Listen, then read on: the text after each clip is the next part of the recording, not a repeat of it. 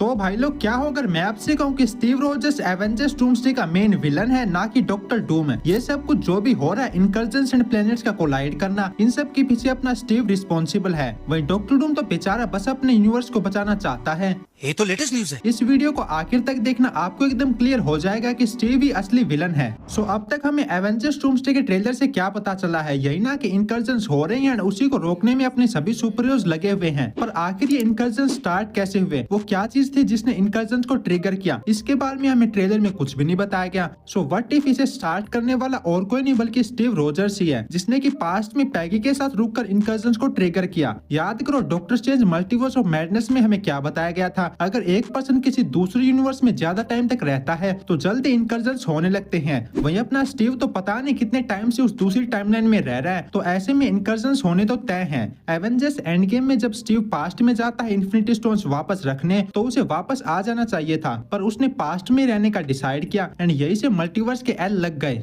औरत का चक्कर बाबू भैया, औरत का चक्कर बहुत बेकार होता है।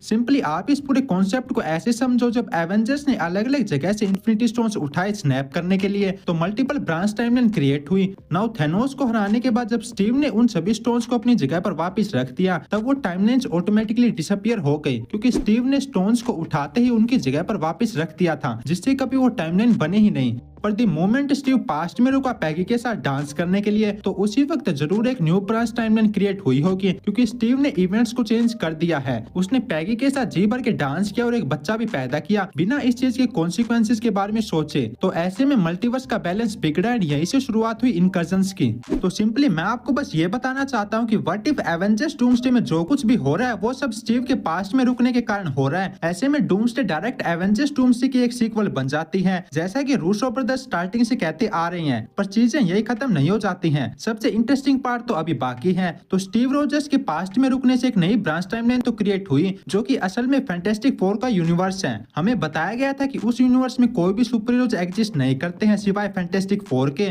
सो व्हाट इफ इसके पीछे का रीजन भी स्टीव ही है। जब स्टीव पास्ट में रुका पैगी के साथ है, तो उसने कुछ इवेंट्स को चेंज जरूर किया होगा। स्टीव ऐसा बंदा नहीं है जो कि लोगों को मरता हुआ देख चुपचाप बैठ जाए, उसने अपने अकॉर्डिंग चीजों को चेंज जरूर किया होगा एंड इसके कॉन्सिक्वेंसेस में वहाँ कोई सुपर हीरोज बने ही नहीं सिवाय फैंटास्टिक फोर के। ऐसे में ये चीज भी एकदम सेंस बनाती है कि स्टीव आखिर फैंटास्टिक फोर की शिप में क्या कर रहा है। इस सीन में अगर आप ध्यान दो तो थोर एंड स्टीव रोजर्स जहाँ खड़े हैं वो असल में फैंटास्टिक फोर की शिप है। वहीं अगर ये थ्योरी सच होती है, तो ऐसे में डॉक्टर डूम के क्रिएशन के पीछे भी स्टीव का ही हाथ है, जिसने इनडायरेक्टली मार्वल का one of the dangerous villain create कर दिया है। रिसेंटली रिपोर्ट्स निकल कर आई थी कि डॉक्टर डूम अपने यूनिवर्स को इनकर्जन से बचाना चाहता है, और इसीलिए वो अलग अलग यूनिवर्सिटीज के सबसे पावरफुल बीइंग्स को टारगेट कर रहा है उनकी पावर्स चुराने के लिए। तो क्या होगा कि स्टीव के फैंटास्टिक फोर वाले यूनिवर्स में रहने से वह इनकर्जन स्टार्ट हुआ हो एंड इसीलिए अब वो फैंटास्टिक फोर के साथ अपने मेन अर्थ 616 पर आया है इस चीज को ठीक करने के लिए। वही डॉक्टर डूम स्टीव को इन सभी चीजों का रिस्पॉन्सिबल मानकर उससे बदला लेना चाहता है एंड इसीलिए वो उसे टारगेट कर रहा है। ऐसे में ये काफी बढ़िया प्लॉट बन जाता है, जो कि दिखाता है कि स्टीव के एक छोटे से डिसीजन के कितने बड़े कॉन्सिक्वेंसेस हो सकते हैं।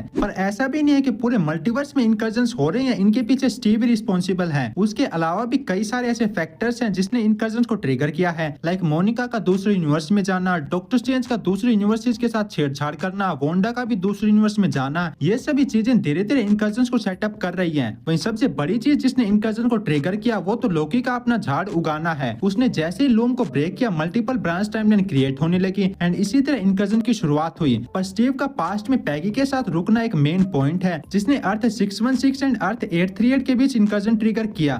नाउ लोकी इन सब चीज में कैसे इन्वॉल्व है इसके बारे में तो अभी कुछ भी नहीं कहा जा सकता। ट्रेलर में हम देखते हैं कि स्टीव ने लोकी का कार्ड पकड़ा हुआ है एंड लोकी भी उसके घर पर प्रेजेंट है। तो लोकी आखिर स्टीव की मदद क्यों कर रहा है ये तो हमें मूवी में ही पता चलेगा। नाउ इसके बाद आपका एक काफी बड़ा डाउट और भी होगा कि अगर ट्रेलर में दिखा स्टीव ही असली स्टीव है, तो फिर एंड गेम में दिखा बूढ़ा स्टीव कौन था? तो भाई लोग वो भी असली स्टीव है, जिसने ये सब कुछ ऑलरेडी विटनेस कर लिया है। मतलब डूम्सडे एंड सीक्रेट वॉर्स के इवेंट वो ऑलरेडी देख चुका है। इसे आप ऐसे समझो स्टीव जब इन्फिनिटी स्टोन्स को वापस रखने गया था तब उसने वापस आने के बजाय पैगी के साथ एक न्यू लाइफ जी, जिसके कारण एक न्यू ब्रांच टाइमलाइन क्रिएट हुई जो कि आगे जाकर फैंटास्टिक फोर वाला यूनिवर्स बना। नाउ जब एवेंजर्स डूम्सडे के इवेंट्स का टाइम आया तब स्टीव फैंटास्टिक फोर के साथ मेन अर्थ 616 पर वापस आ गया एंड देन उसने डूम्सडे एंड सीक्रेट वॉर्स के इवेंट्स को विटनेस किया। नाउ सीक्रेट वॉर्स के एंड में जब सब कुछ ठीक हो जाएगा एंड अपने super heroes finally doctor Doom को हरा देंगे तब स्टीव वापस अर्थ 616 में आ जाएगा अपनी ओल्ड फॉर्म में एंड इस चीज में उसकी हेल्प करेगा रेड रिचर्ड्स